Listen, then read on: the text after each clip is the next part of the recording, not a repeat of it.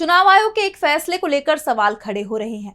आयोग ने चुनाव प्रक्रिया की वीडियोग्राफी को रखने की अवधि को 6 महीने और 1 साल से घटाकर 45 दिन कर दी है। आयोग ने इसके पीछे फुटेज के गलत इस्तेमाल की दलील दी है, लेकिन विपक्ष की पारदर्शी चुनाव प्रक्रिया की मांग के बीच ये फैसला कई सवाल खड़े कर रहा है। तो क्या है पूरा मामला, देखिए इस रिपोर्ट में। चुनाव आयोग ने हाल ही में मतदान प्रक्रिया की वीडियोग्राफी और तस्वीरों को संरक्षित करने की अवधि को घटाकर 45 दिन कर दिया है।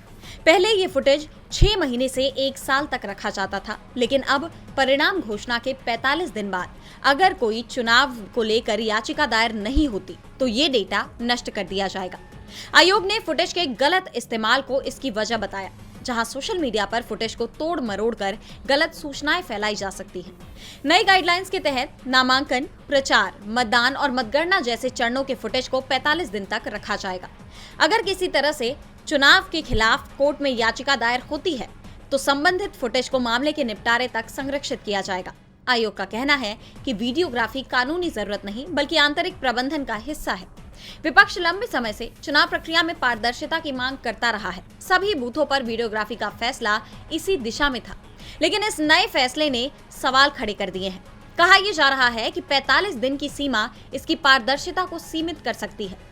अगर विपक्ष को सबूत जुटाने या अदालत जाने में 45 दिन से ज्यादा का वक्त लगता है या बाद में धांधली की शिकायत सामने आती है तो तब तक फुटेज नष्ट हो चुका होगा। इससे इस बात का शक बढ़ता है कि क्या ये फैसला चुनावी पारदर्शिता को कमजोर करने की कोशिश है। ये तो वक्त ही बताएगा। डीबी लाइव की रिपोर्ट।